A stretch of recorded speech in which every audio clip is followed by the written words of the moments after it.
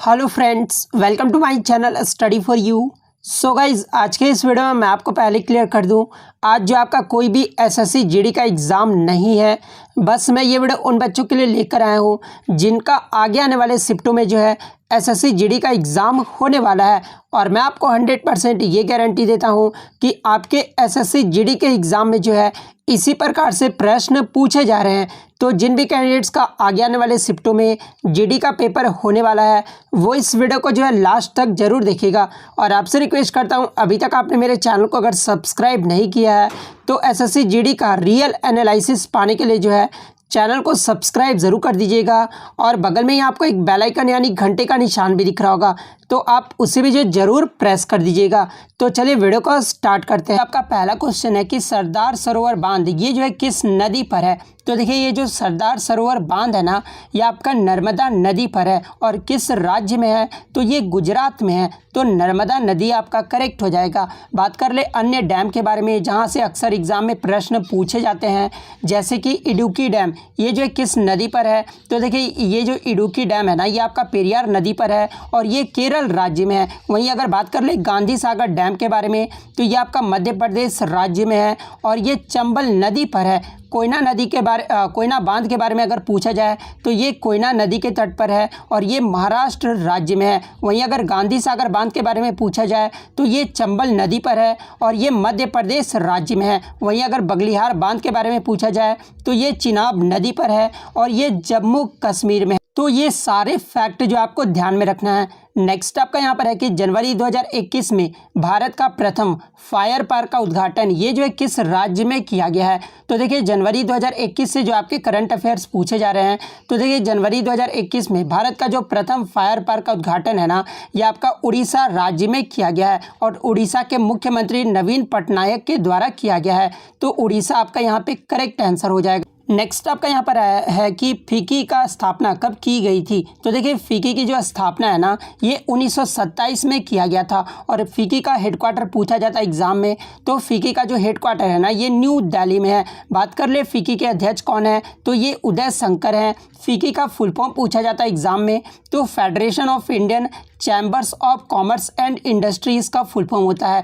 वहीं अगर बात कर ले नाबार्ड की स्थापना, तो देखिए नाबार्ड की जो स्थापना है ना, ये जुलाई 12 1982 में किया गया था और इसके जो वर्तमान में चेयरमैन हैं वो डॉक्टर GR चिंतला हैं। तो ये भी आपको ध्यान में रखना है। और नाबार्ड के बारे में जो है एग्जाम में अक्सर प्रश्न पूछे जाते हैं कि इसका फुल फॉर्म क्या होता है। तो देखिए, नाबार्ड का जो फुल फॉर्म होता है ना, वो आपका national bank for agriculture and rural development होता है। तो इसका फुल फॉर्म आपको ध्यान में रखना है।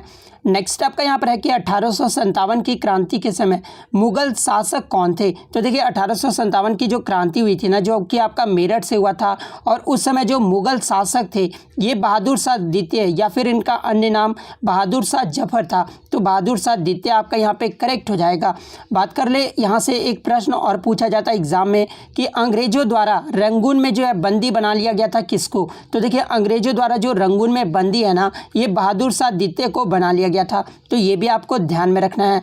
नेक्स्ट आपका यहाँ पर है कि कुष्ठ रोग या फिर हैंसेन का रोग ये जो है किस बैक्टीरिया के कारण होता है। तो देखिए, ये जो कुष्ठ रोग है ना, ये माइकोबैक्टीरियम लेप्री या फिर माइक्रोबैक्टीरियम लेप्रोमेटोसिस जीवाणुओं के कारण होता है। तो ये जो आपका यहाँ पे करेक्ट हो जाएगा। नेक्स्ट आपका यहाँ पर है कि सेल इज डिस्कवर्ड बाय यानी कोशिका की खोज ये जो है किसने की थी। तो देखिए, कोशिका की जो खोज है ना, ये रॉबर्ट हुक ने किया था। और कब किए थे, तो 1665 ईस्वी में किए थे। तो रॉबर्ट हुक आपका यहाँ पे करेक्ट हो जाएगा। यहाँ से एग्जाम में प्रश्न पूछा जाता है कि रॉबर्ट हुक ने 1665 में किसमें जो है मृत कोशिका की खोज की थी। तो देखिए, मृत कोशिका की जो खोज है ना, ये बोतल के कॉर्क के पतले टुकड़ों को कंपाउंड माइक्रोस्कोप के नीचे रखकर देखा, तो उनमें जो हजारों छोटे छिद्र जो है वो नजर आए, जिसको जो है कोशिका कहा गया। तो बोतल के कॉर्क आपका अगर पूछा जाए कि किसमें मृत कोशिका की खोज की थी, तो बोतल के कॉर्क में जो है ये जो है खोज किए थे। वहीं अगर पूछा जाए कि सर्वप्रथम जीवित कोशिका की खोज किसने की थी, तो देखिए, सर्वप्रथम जीवित कोशिका की जो खोज है ना, ये एंटोनी वॉन ल्यूएनहॉक के द्वारा किया गया था। और इन्होंने कब किया था जीवित कोशिका की खोज, तो 1674 में किए थे। तो ये भी आपको ध्यान में रखना है। नेक्स्ट आपका यहाँ पर है कि भारत में सूरजमुखी यानी सनफ्लावर का सर्वाधिक उत्पादन ये जो है किस राज्य में होता है? तो देखिए भारत में सूरजमुखी का जो सर्वाधिक उत्पादन है ना ये आपका कर्नाटक राज्य में होता है, तो कर्नाटक आपका यहाँ पे करेक्ट हो जाएगा। बात कर ले गन्ने का उत्पादन सबसे ज़्यादा कहाँ पर होता है?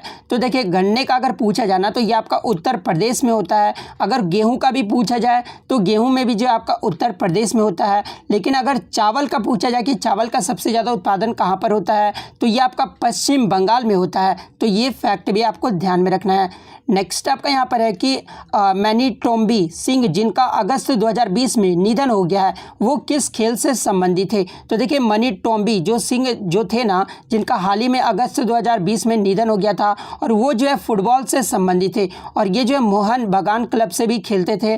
और 2002 में जो आपका एलजी कप हुआ था ना भारत में जो कि वियतनाम में हुआ था उसमें जो है ये भारत के खिलाड़ी भी रहे थे। तो फुटबॉल जो है आपका यहाँ पे करेक्ट आंसर हो जाएगा। नेक्स्ट आपका यहाँ पर है कि यूएनएफपीए यानी यूनाइटेड नेशंस पॉपुलेशन फंड जिसको हिंदी में संयुक्त राष्ट्र जनसंख्या कोष कहा जाता है, जनसंख्या कोष द्वारा 2020 में संस्थागत श्रेणी के लिए यूएन पॉपुलेशन अवार्ड यानी संयुक्त राष्ट्र जनसंख्या पुरस्कार ये जो है किसको दिया गया है? तो देखिए ये जो संयुक्त राष्ट्र जनसंख्या कोष द्वारा 2020 में जो संस्थागत श्रेणी के लिए जो है ये हेल्प एज इंडिया को जो है ये पुरस्कार दिया गया है। तो हेल्प एज इंडिया आपका यहाँ पे करेक्ट हो जाएगा।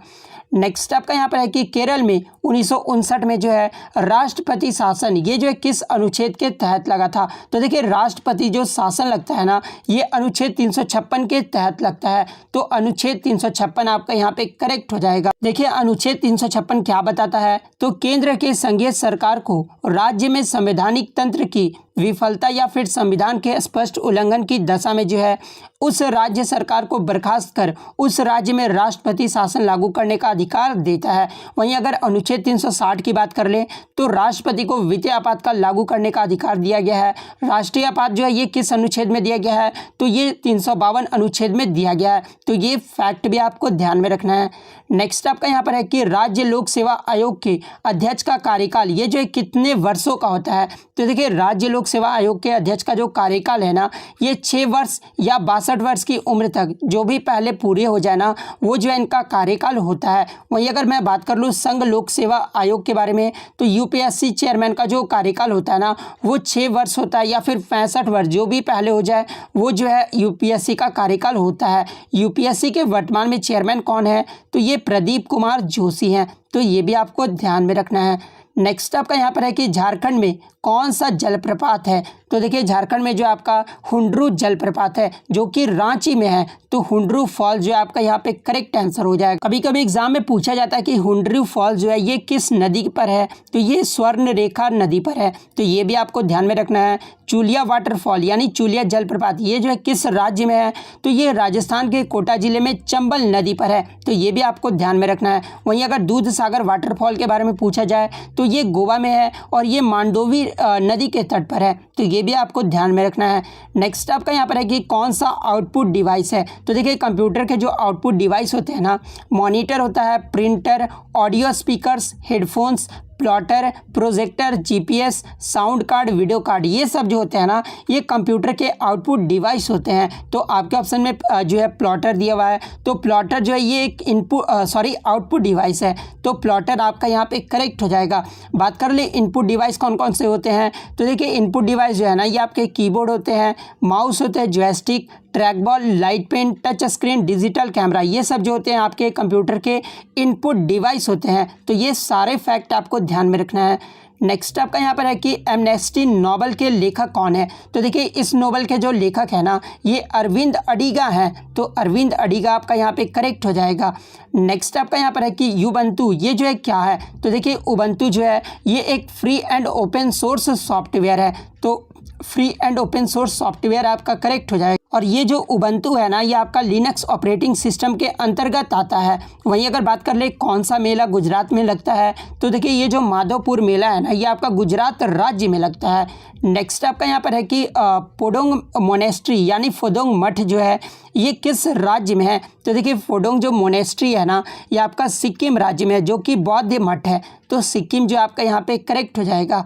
नेक्स्ट आपका यहाँ पर है कि रंगभूमि उपन्यास के लेखक कौन है? तो देखिए रंगभूमि रंगभूमि उपन्यास के जो लेखक हैं ना, ये मुंशी प्रेमचंद हैं। और इनसे जो है पहले भी क्वेश्चन पूछा गया है कि निर्मला पुस्तक के लेखक कौन है, तो मुंशी प्रेमचंद है। मुंशी प्रेमचंद के अन्य उपन्यास के बारे में जान लीजिए, सेवा सदन, प्रेमाश्रम, रंगभूमि, निर्मला, गबन, कर्मभूमि, गोदान, ये सब जो है ना, ये आपके मुंशी प्रेमचंद के जो है उपन्यास हैं।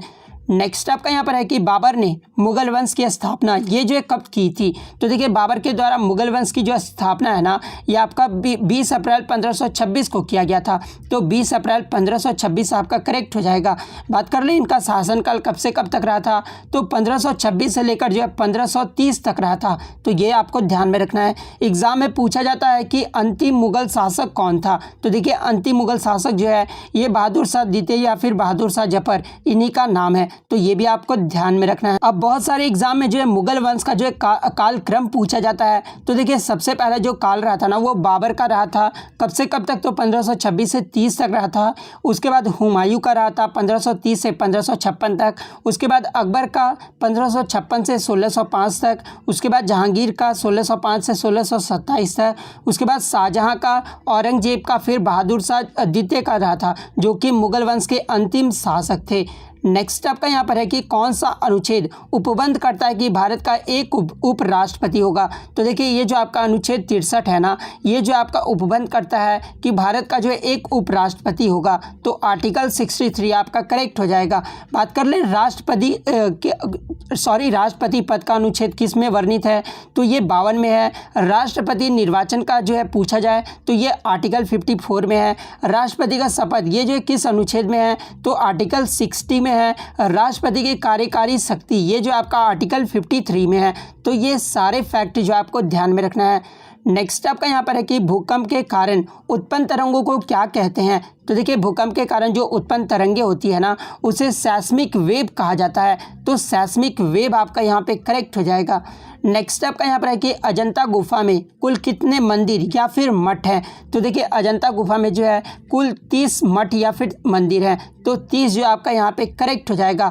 बात कर ले इसे जो है यूनेस्को वर्ल्ड हेरिटेज में कब शामिल किया गया था, तो देखिए अजंता की गुफा को जो है ना 1983 में यूनेस्को वर्ल्ड हेरिटेज में सम्मिलित किया गया था। तो ये भी आपको ध्यान में रखना है। और यहाँ से एक प्रश्न और आपका पूछा जाता है, अजंता गुफा में किस प्रकार का चित्रण किया गया है, तो देखिए अजंता गुफा में जो है ये मूरल या फिर भित्तिचित्र कला का जो है, या फिर इसे टेम्परा भी कहा जाता है। तो इन सब प्रकार का जो है चित्रण किया गया है। तो और ये मूरल होता क्या है, तो ऐसा चित्र जो दीवार पर बनाया गया हो।